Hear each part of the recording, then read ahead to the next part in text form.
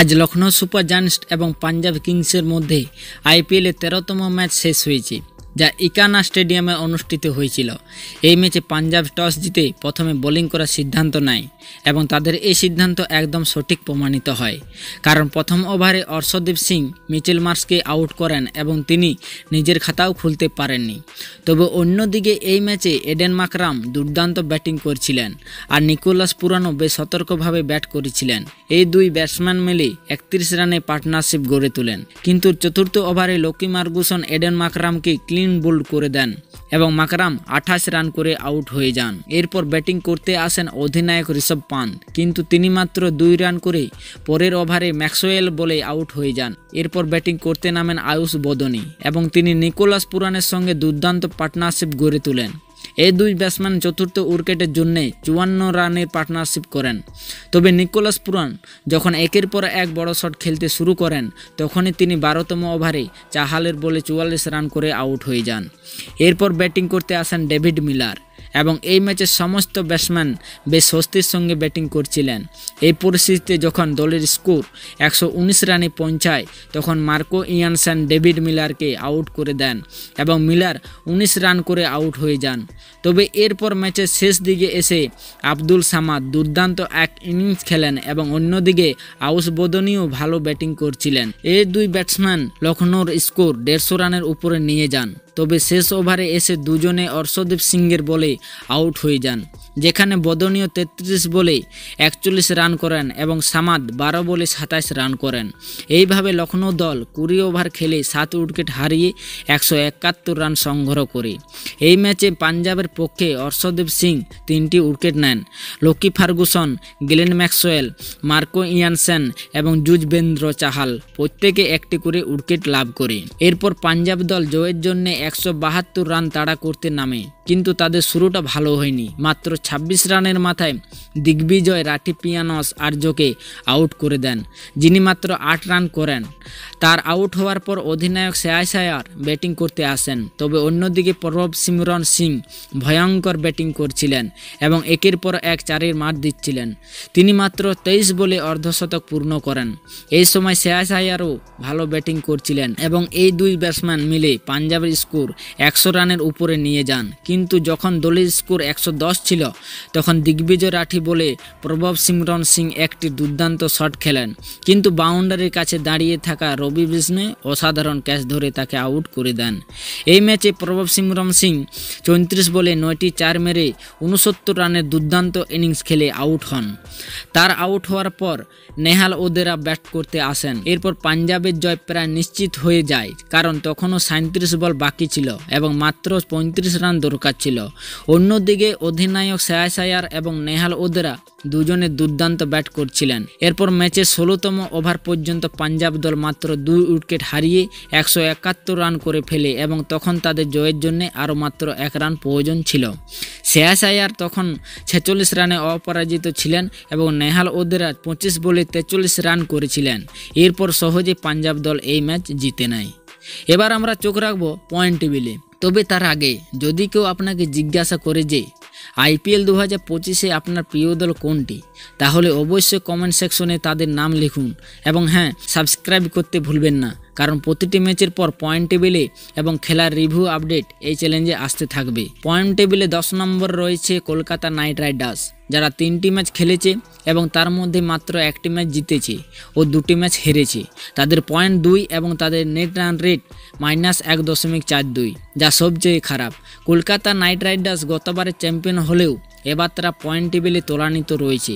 প্রথম ম্যাচে তারা বেঙ্গালুরুর বিরুদ্ধে হেরেছিল, তারপর রাজস্থানের বিরুদ্ধে জিতেছিল, কিন্তু এরপর মুম্বাইয়ের বিরুদ্ধে হেরে যায় এবং তাদের পরবর্তী ম্যাচ হায়দ্রাবাদের বিপক্ষে হবে, যা তাদের জন্য কঠিন চ্যালেঞ্জ হতে পারে। কলকাতা নাইট রাইডার্স ইতিমধ্যে 3টি ম্যাচ খেলেছে, যার মানে তারা এখনও 11টি ম্যাচ খেলবে এবং এর মধ্যে অন্তত 7টি ম্যাচ জিততেই হবে। তাদের যদি 11টির মধ্যে 4টি ম্যাচও হারতে হয়, তাহলে তারা প্লে অফের দৌড় থেকে ছিটকে যাবে। তাদের পরবর্তী ম্যাচ কঠিন হতে চলেছে এবং তাদের জয়ের জন্য সবকিছু বাজি রাখতে হবে। হায়দ্রাবাদের বিরুদ্ধে জয় অত্যন্ত গুরুত্বপূর্ণ, কারণ যদি হারতে হয় তাহলে সমস্যাগুলো আরও বাড়বে। পয়েন্ট টেবিলে নবম স্থানে রয়েছে রাজস্থান রয়্যালস, যারা 3টি ম্যাচ খেলেছে, 1টিতে জয় পেয়েছে এবং 2টি ম্যাচ হেরেছে। তাদের পয়েন্ট 2 এবং নেট রান রেট -1.12, যা কলকাতার তুলনায় ভালো হলেও বাকি 8টি দলের তুলনায় খারাপ। যদিও তারা শেষ ম্যাচে চেন্নাই সুপার কিংসকে হারিয়েছে, তবে তার আগে টানা 2টি ম্যাচ হায়দ্রাবাদ ও কলকাতার বিরুদ্ধে হেরেছিল। ফলে রাজস্থানের পরিস্থিতিও কঠিন হয়ে উঠেছে, কারণ তাদের এখনও 11টি ম্যাচ খেলতে হবে এবং এর মধ্যে 7টি ম্যাচ জিততেই হবে। মাত্র 4টির হার প্লে অফের দৌড়ে থাকার সুযোগ দেয়, তাই রাজস্থান রয়্যালসের কঠিন পরিস্থিতিতে পড়েছে। পয়েন্ট টেবিলে 8ম স্থানে রয়েছে সানরাইজার হায়দ্রাবাদ, যারা 3টি ম্যাচ খেলেছে, 1টিতে জয় পেয়েছে এবং 2টি ম্যাচ হেরেছে। তাদের পয়েন্ট 2, তবে নেট রান রেট -0.87, যার ফলে তারা পয়েন্ট টেবিলে 8ম স্থানে রয়েছে। তাদের পরবর্তী ম্যাচ কলকাতা নাইট রাইডার্সের বিরুদ্ধে, তাই পরিস্থিতি একই রকম। কলকাতা ও হায়দ্রাবাদ উভয়ে 3 ম্যাচে 1টিতে জয় পেয়েছে, ফলে উভয় দলেরই বাকি 11টি ম্যাচের মধ্যে অন্তত 7টি জিততে হবে। তাই তাদের পরবর্তী ম্যাচ অত্যন্ত গুরুত্বপূর্ণ, কারণ যে দল জিতবে তারা কিছুটা স্বস্তিতে থাকবে, কিন্তু যে দল হারবে তাদের জন্য প্লে অফের দৌড় আরও কঠিন হয়ে পড়বে। পয়েন্ট টেবিলে 7ম স্থানে রয়েছে চেন্নাই সুপার কিংস। 5 বারের চ্যাম্পিয়ন এই দল বর্তমানে পয়েন্ট টেবিল 7ম স্থানে রয়েছে। তারা মুম্বাই ইন্ডিয়ান্সের বিরুদ্ধে জয় দিয়ে মৌসুম শুরু করলেও এরপর টানা 2টি ম্যাচে পরাজিত হয়েছে। একবার রয়্যাল চ্যালেঞ্জার বেঙ্গালুরুর বিরুদ্ধে তাদের ঘরের মাঠে এবং আরেকবার রাজস্থান রয়্যালসের বিরুদ্ধে টানা 2 ম্যাচ হেরে যাওয়ার ফলে তাদের পরিস্থিতিও কঠিন হয়ে পড়েছে। চেন্নাইকে বাকি 11টি ম্যাচের মধ্যে 7টি জিততেই হবে, কারণ 4টি হার তাদের প্লে অফের আশা শেষ করে দিতে পারে। তাদের পরবর্তী কয়েকটি ম্যাচ খুবই গুরুত্বপূর্ণ, যেখানে তারা দিল্লি ক্যাপিটালস ও পাঞ্জাব কিংসের মুখোমুখি হবে। পয়েন্ট টেবিলে 6ষ্ঠ স্থানে রয়েছে লখনৌ সুপার জায়ান্টস, যারা আজ একতরফাভাবে হেরে গেছে। একসময় তারা টপ 4-এ ছিল, কিন্তু এই বড় পরাজয়ের ফলে তারা 6ষ্ঠ স্থানে নেমে এসেছে এবং দলের উপর বড় ধাক্কা এসেছে। প্রথম ম্যাচে হেরে যাওয়ার পর তারা হায়দ্রাবাদকে হারিয়েছিল। তখন মনে হয়েছিল দলটি কামব্যাক করতে পারবে এবং আত্মবিশ্বাস ফিরে পাবে, কিন্তু আজ তারা এমনভাবে হেরেছে যাকে একতরফা ম্যাচ বললেও ছোট করে বলা হবে। মোট কথা, লখনৌ সুপার জায়ান্টসের এই পরাজয় তাদের জন্য বড় ধাক্কা হয়ে এসেছে এবং তারা এখন ঠিক সেই পরিস্থিতিতেই পড়েছে যেখানে অন্যান্য দল রয়েছে। তারা 3টি ম্যাচ খেলেছে, যার মধ্যে মাত্র 1টি জিতেছে, ফলে তাদেরও 11টি ম্যাচের মধ্যে 7টি জিততেই হবে। 4টির হার মানে টুর্নামেন্ট থেকে ছিটকে যাওয়া। তাদের পরবর্তী ম্যাচ মুম্বাই ইন্ডিয়ান্সের বিরুদ্ধে, যা আরও বড় চ্যালেঞ্জ হয়ে উঠতে চলেছে। যে মুম্বাই ইন্ডিয়ান্স পয়েন্ট টেবিলে 5ম স্থানে রয়েছে, তারা 3টি ম্যাচ খেলেছে, 1টিতে জয় পেয়েছে এবং 2টি ম্যাচ হেরেছে। তাদের পয়েন্ট 2 এবং নেট রান রেট 0.30 হওয়ার কারণে তারা 5ম স্থানে রয়েছে। প্রথম 2 ম্যাচে টানা হারের পর তারা দারুণভাবে কামব্যাক করেছে এবং কলকাতা নাইট রাইডার্সের বিরুদ্ধে একটি বড় ম্যাচ জিতেছে। তবে তাদের অবস্থা লখনৌর সুপার জায়ান্টস বা অন্যান্য দলগুলোর মতোই, কারণ বাকি 11টি ম্যাচের মধ্যে অন্তত 7টি জিততে হবে। তাদের পরবর্তী ম্যাচ লখনৌ সুপার জায়ান্টসের বিরুদ্ধে, যা অত্যন্ত গুরুত্বপূর্ণ হতে চলেছে। এই ম্যাচটি জয়ী দলকে টুর্নামেন্ট সুবিধা দেবে আর পরাজিত দল আরও সমস্যায় পড়বে। সুতরাং মুম্বাই ও লখনৌর মধ্যে এই ম্যাচটি একটি বিশাল লড়াই হতে চলেছে। যদি আমরা টপ 4-এর কথা বলি, তাহলে 4র্থ স্থানে রয়েছে গুজরাট টাইটান্স, যারা 2টি ম্যাচ খেলেছে, 1টিতে জয় পেয়েছে এবং 1টিতে পরাজিত হয়েছে।